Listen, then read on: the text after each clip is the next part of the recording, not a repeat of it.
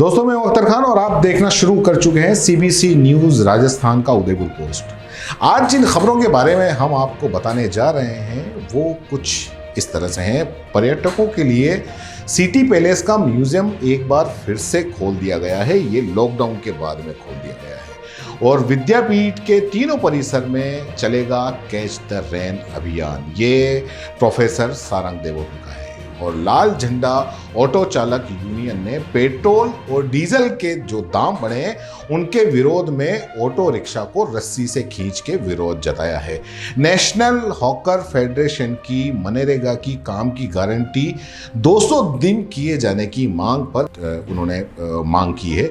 और पेट्रोल के दाम के विरोध में कांग्रेसियों ने शहर कांग्रेस और देहात कांग्रेस दोनों ने विरोध जताया है। विद्यापीठ की डाटा अनुसंधान विषय पर एक दिवसीय राष्ट्रीय वेबिनार हुई है। उसके बाद में हम बात करेंगे आज की बड़ी खबर की।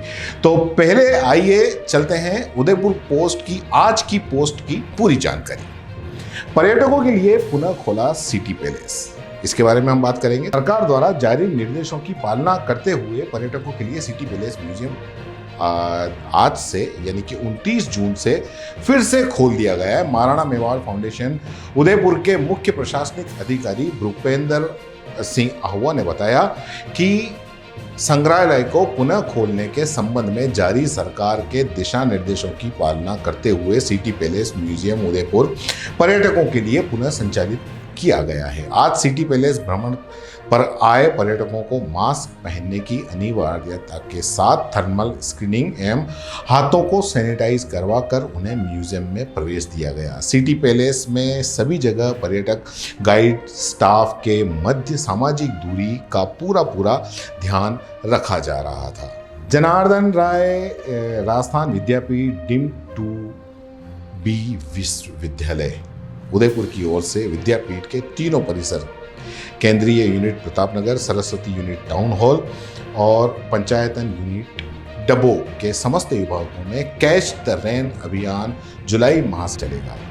कुलपति प्रोफेसर एस सारंग देवोत ने बताया कि राष्ट्रीय जल मिशन द्वारा चलाए जा रहे अभियान तथा यूजीसी के निर्देश के अनुसार उसको संरक्षित करने, कचरे को कम करने का कार्य किया जाएगा। उन्होंने बताया कि सभी परिसरों में पानी संरक्षित करने के लिए तथा भूमिगत जल की वृद्धि करने रेन वाटर हार्वेस्टिंग का कार्य शुरू किया जा चुका है। आने वाली पीढ़ियों के लिए हमें अभी से भूमिगत जल स्रोत को बढ़ाना होगा। पर्यावरण संकट को ध्यान में रखते हुए पर्यावरण शिक्षा को पाठ्यक्रम में इस तरह से समावेशित किया जाए जिससे समाज के पर्यावरण के प्रति एक अनुकूल वातावरण तैयार हो। ये प्रोफेसर एस सारंग देवोत ने कहा।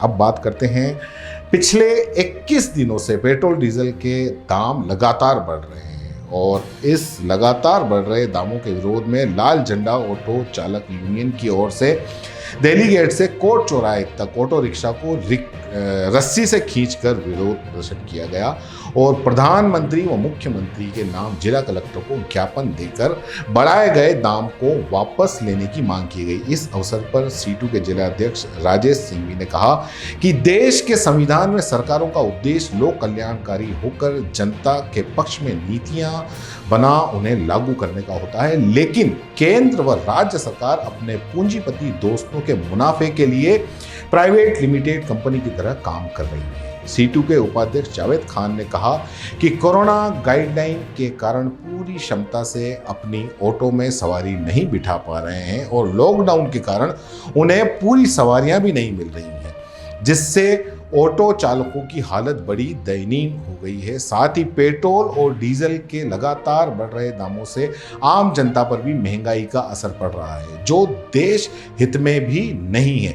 इस अवसर पर शांतिलाल शर्मा, साजिश खान, मांगीलाल मेघवाल आदि कई लोग मौजूद थे। नेशनल हॉकर फेडरेशन राज्य संयोजक याकूब मोहम्मद के नेतृत्व में एक प्रतिनिधि मंडल ने प्रधानमंत्री के नाम जिला कलेक्टर उदयपुर को ज्ञापन देकर मनरेगा में काम करने की गारंटी 200 दिन किए जाने और मजदूरी बढ़ाकर 600 रुपये प्रतिदिन किए जाने, मजदूरों को 20 रुपये रोज औजार भत्ता दिए जाने, देश में शहरी रोजगार गारंटी कानून बनाए जाने व केवल ग्राम या वार्ड सभाओं द्वारा चयनित योजनाओं पर काम करवाने की मांग की है।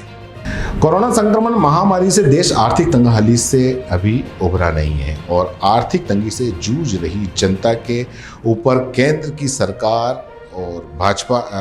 की भाजपा सरकार द्वारा पिछले कई दिनों से लगातार पेट्रोल और डीजल के दाम बढ़ाए जा रहे हैं। केंद्र सरकार महंगाई बढ़ाकर जनता की कमर तोड़ रही है, जबकि दुनिया भर में कच्चे तेल की कीमत घट रही है, लेकिन देश में पेट्रोल डीजल के दाम रोज बढ़ते ही जा रहे हैं। देहात प्रवक्ता टीटू सुथार ने बताया कि पेट्रोल डीजल के दामों में बढ़ोतरी व महंगाई के विरोध में अखिल भारतीय कांग्रेस कमेटी एवं प्रदेश कांग्रेस कमेटी के निर्देश के अनुसार शहर व उदयपुर देहात जिला कांग्रेस कमेटी के जिलाध्यक्ष लाल सिंह झाला गोपाल सिंह के नेतृत्व में जिला कलेक्टर कार्यालय उदयपुर पर प्रदर्शन किया गया और राष्ट्रपति के नाम अतिरिक्त जिला कलेक्टर को ज्ञापन सौंपा गया। उदयपुर एवं देहात जिला कांग्रेस कमेटी के अध्यक्ष गोपाल कृष्ण शर्मा और देहात अध्यक्ष लाल सिंह झाला के नेतृत्व में ये सारा विरोध प्रदर्शन किया गया और ज्ञापन दिया गया। जनार्दन राय नागर राजस्थान विद्यापीठ डिम 2B विश्वविद्यालय के विज्ञान संकाय के गणित विभाग में डाटा संचालित अनुसंधान विषय में एक दिवसीय राष्ट्रीय वेबिनार की अध्यक्षता करते हुए कुलपति प्रोफेसर कर्नल SS सारंगदेवत ने कहा कि वर्तमान परिप्रेक्ष्य में डाटा अनुसंधान डिजिटल दुनिया का महत्वपूर्ण उपकरण है।